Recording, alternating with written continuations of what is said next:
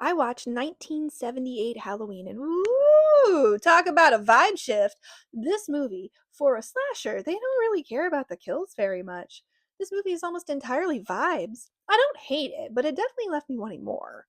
We start with a very short flashback to the 60s where a 6-year-old Michael kills his sister and her boyfriend. No reason, no explanation. Kid's got the look of a Windows computer that froze during an update. The lights are on, but no one is home. The wheel is turning, but the hamster has died. Flash forward to the late 70s, and we have Dr. Loomis, a man who I suspect got his doctorate title out of a Cracker Jack box. He talks like a Victorian narrator. Him and Nurse Ratched arrive to help with a transfer that apparently must only happen at midnight to find the entire asylum wandering the lawn. A patient jumps on the car, breaks the window, scares the nurse out of the car, and then steals it. And that patient was apparently Michael because Loomis comes running over yelling, "He's gone! The evil has left this place!" I mean, that's practically an exact quote. Sir, are you a psychiatrist or a medieval priest? And Michael can drive. Hmm? Perfectly well, which raises a whole lot of questions. Like, why did they have driver's ed at the asylum? Did he parallel park on the way home? Then we switch to Lori, played by Jamie Lee Curtis. She's a teen, and I realized after the fact she's supposed to be the quiet academic girl archetype. I just didn't immediately recognize what the 70s version of that looked like.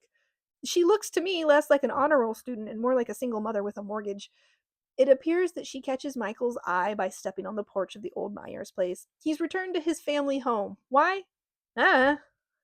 I know in later movies she's his sister or whatever, but in this movie she just happens to catch his attention by being near his house. Her and the kid she babysits, actually.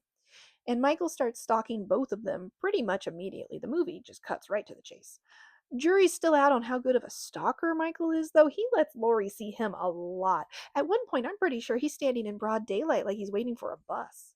But I'm also starting to think Michael just likes fucking with his victims before he kills them. The kills in this movie are not the point.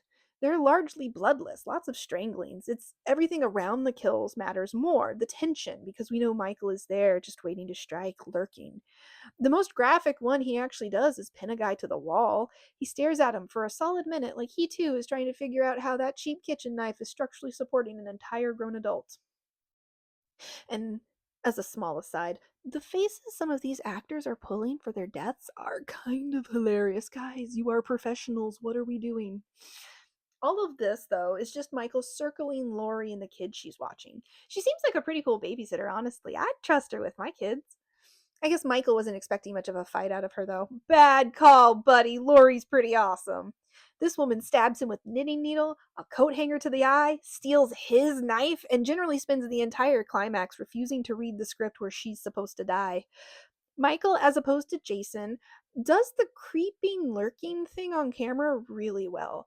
He's popping out of shadows, staying just in frame so we see him when the characters don't. There is one shot where he just slowly appears out of the darkness, and holy shit, that's the good stuff. That's what I came to see. Now, this whole time, Loomis has recruited the world's dumbest cop to help him catch Michael. This officer sees a hardware store get broken into and sees they stole a rope, mask, and knives and just says, "Oh, it's just teenagers." Sir, that is a kill kit. Maybe I have watched too many true crimes, but fuck, man, try at least a little bit. So, of course, they don't show up until after Lori has defended herself with arts and crafts supplies. Michael's body vanishes and the movie just ends. Was he the boogeyman? I guess so. Michael in this movie, at least, is interesting because the movie clearly doesn't want to say he's supernatural. But then he must have the world's best sleeper build. He's every now and then performing feats of strength that do not match his everyman body type. And then he gets shot a bunch of times and walks it off. The movie goes 90 minutes going, "No, no, no, no, guys, he's just a regular guy." And then immediately follows it up with, "Anyways, he got up from the dead 3 times."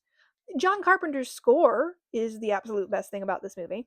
And that's not me throwing shade on the movie. That's me complimenting John Carpenter. All the other big four slashers get supplementary music made for them. Jason got Alice Cooper, Leatherface got new metal, Freddy got DJ Jazzy Jeff and the Fresh Prince. Michael didn't really get anything like that, and I think it's because the music he already had was the best option available. The Halloween theme is doing so much heavy lifting, it should qualify for workman's comp, but that is a different video that I need to make later. I liked this movie, but it left me really wanting to see what happened next. It's got exactly the right kind of creeping dread for me. I just needed more of it.